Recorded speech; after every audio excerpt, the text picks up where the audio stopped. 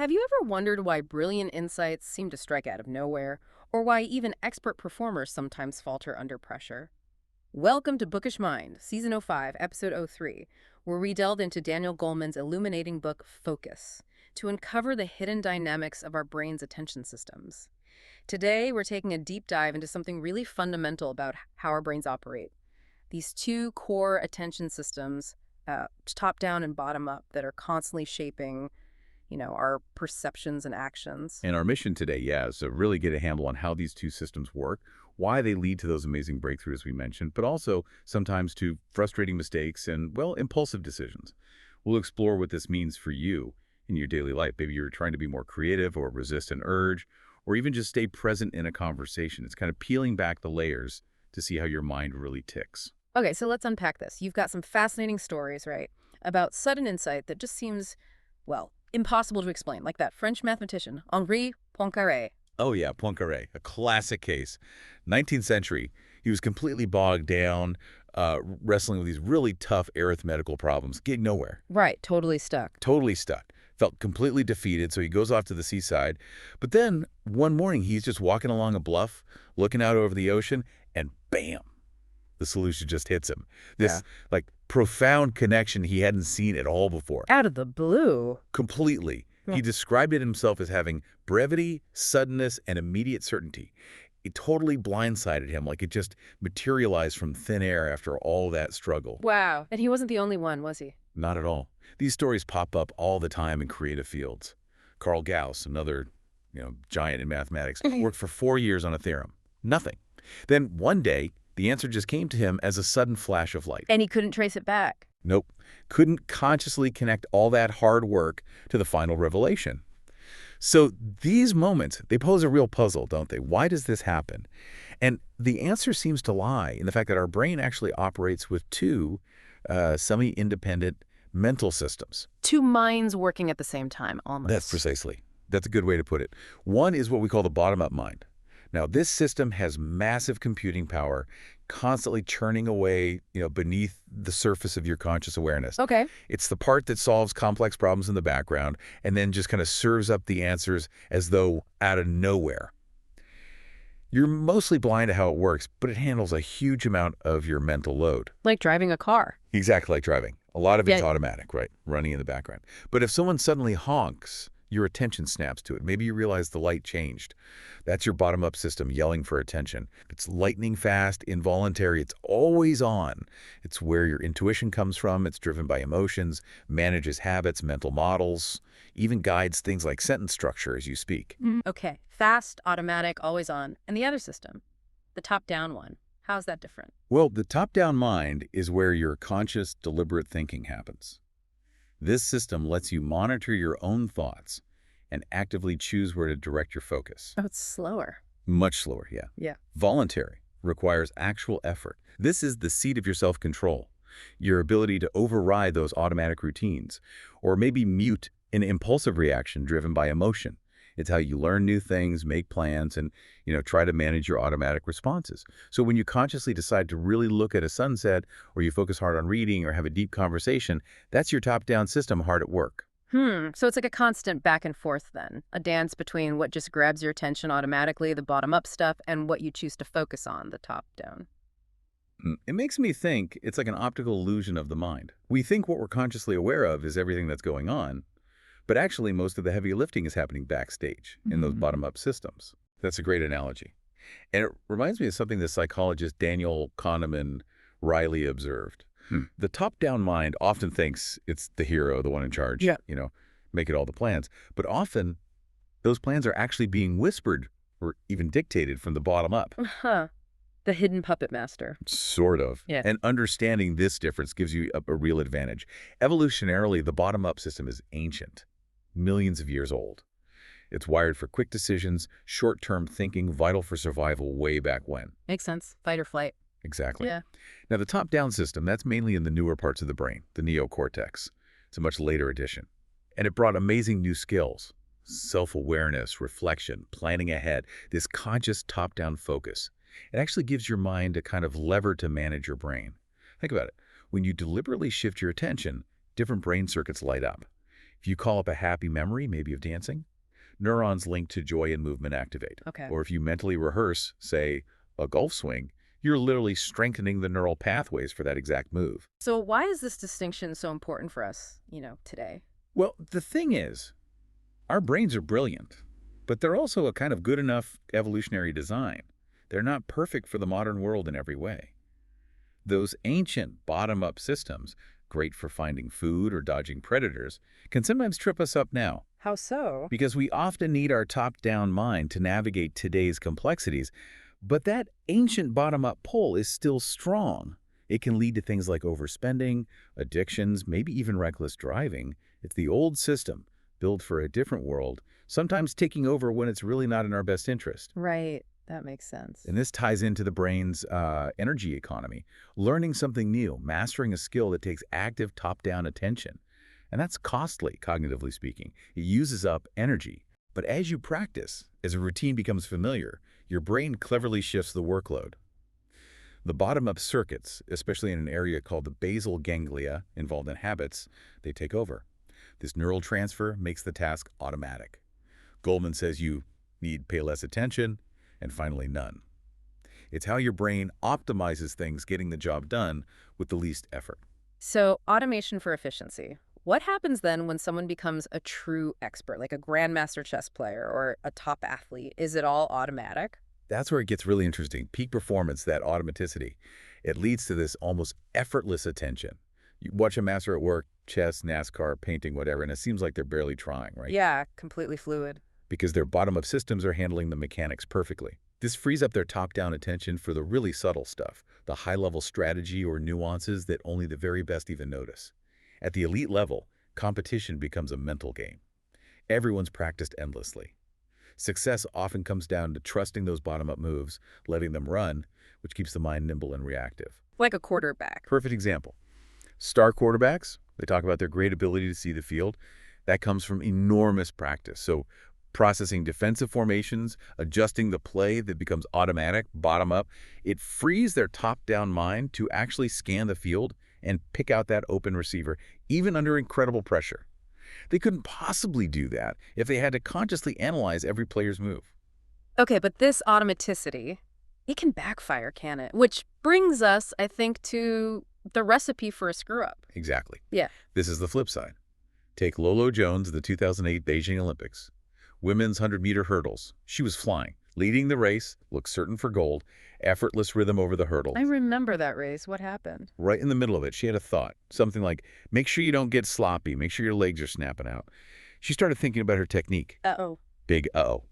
She overtried, tightened up, clipped the 9th hurdle, stumbled, and finished 7th. A potential gold medal. Gone. Wow. So neuroscientifically, what went wrong there? She shifted control. She went from relying on those deeply ingrained, perfectly practiced bottom-up motor circuits to letting her top-down mind interfere by consciously thinking about how she was running. So thinking more about her technique actually messed her up. That seems so backward. It totally does, but brain studies back it up consistently. Ask a champion athlete to consciously analyze their technique while performing. It's almost guaranteed to cause errors. They did studies with top soccer players asking them to notice which part of their foot was controlling the ball while dribbling made them worse.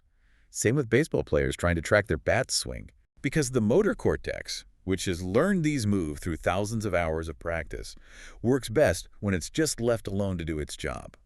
When your prefrontal cortex, your thinking, worrying center, activates and tries to take over, it disrupts the circuits that actually deliver the smooth, automatic movement. It's like overriding the expert system with a novice one in that moment. That's why performance coaches, like Rick Aberman with the Minnesota Twins, say focusing on what not to do, which is a top-down thought, is basically a recipe for players to choke. And it's not just sports, is it? Not at all. Oh. Think about trying too hard to relax when you're stressed. The more you analyze how to relax, the harder it gets, right? Yeah, definitely. These things often go best when we just let them happen, let the automatic systems run. This reminds me of Edgar Allan Poe. Didn't he write about something called the imp of the perverse? That feeling when you know you shouldn't say something and then you blurt it out? That's a perfect connection. Poe nailed the feeling. And there's a cognitive mechanism behind it, studied by the psychologist Daniel Goleman. His research was famously titled something like, How to Think, Say, or Do Precisely the Worst Thing for Any Occasion. Huh. Okay. Wagner found these kinds of slip-slubs, saying the wrong thing, they happen more when we're distracted, stressed, or just mentally overloaded. In those moments, the brain system for monitoring errors can actually, paradoxically, prime the very mistake we're desperately trying to avoid. How does that work? Well, in experiments, he'd tell volunteers not to think of a specific word. Then he'd pressure them to respond quickly. And guess what?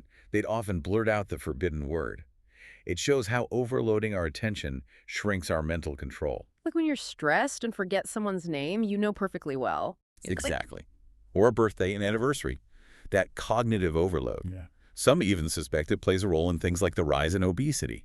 We're so immersed in digital distractions, it wears down our self-control, making us more likely to do mindless things like, reaching for the chips when we're trying to eat healthy. So it feels like this bottom-up system is constantly learning, constantly shaping us, but often we don't even realize it. That's a really key insight into what Goleman calls the bottom-up skew, this bottom-up circuitry.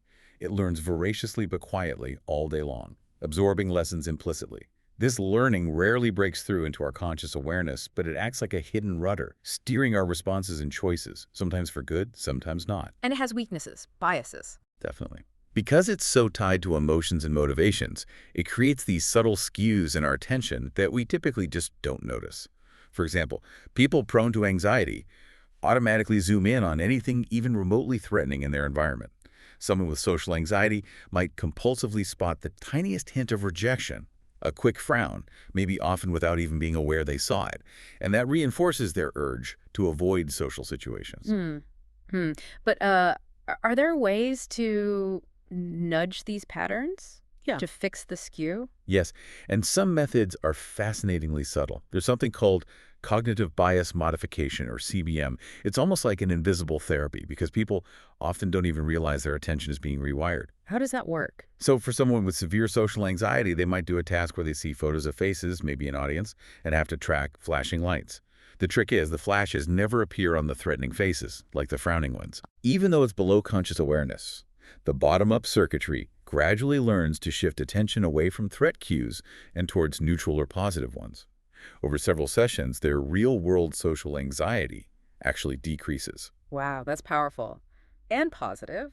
But of course, this bottom-up skew, this quiet learning, it can also be exploited, right? I mean, advertising comes to mind. Oh, absolutely. The classic ad tactics still work, sure.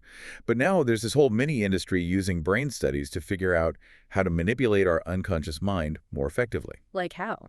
Well, studies show things like just showing people images of luxury items, or even having them think about luxury, can make them act more selfishly in subsequent decisions. Seriously? Yeah, or flashing happy faces so quickly you don't consciously register them alongside an image of a drink. People will actually drink more of it later compared to if the hidden faces were angry. People are, as one review put it, massively unaware of these subtle forces shaping their choices. It really does feel like so much of modern life is built on triggering those bottom-up impulses, ads making us want things, leading to overspending, overeating, digital addictions. And this brings us right to something called neural hijacks. Think about walking into someone's office. What catches your eye first? Is it the impressive sales chart on the wall, or maybe a dusty spider web in the corner? Good question. What you notice first is often a clue to what your bottom-up system is prioritizing in that moment. Often it's subconscious.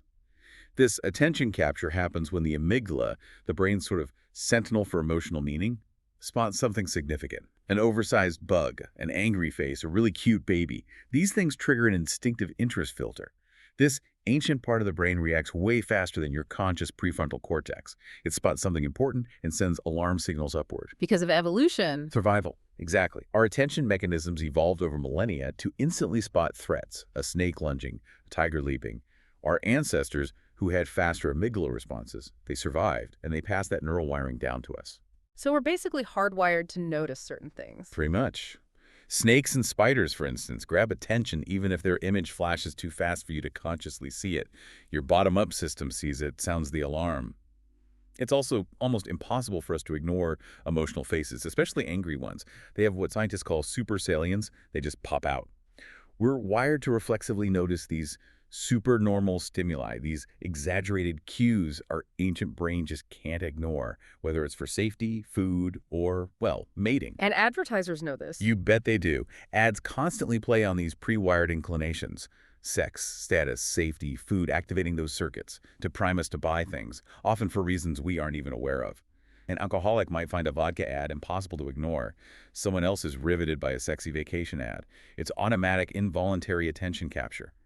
And we're most vulnerable to these emotional pulls when our minds are wandering, distracted, or just plain overwhelmed. It sounds like these hijacks can really knock us off track, pull our focus away from what we actually intend to do.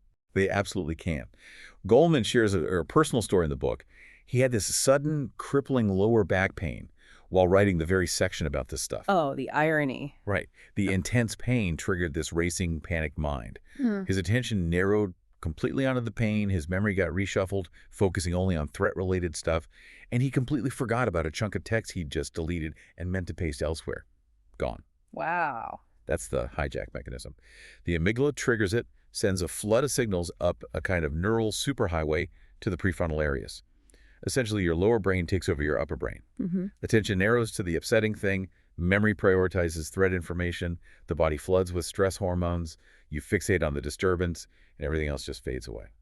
How long you stay fixated often depends on the strength of your left prefrontal area, its ability to calm down that agitated amygdala. Is that something people differ on? Hugely. People who are highly resilient, who bounce back quickly from adversity, they tend to show significantly more activation in that left prefrontal calm down area.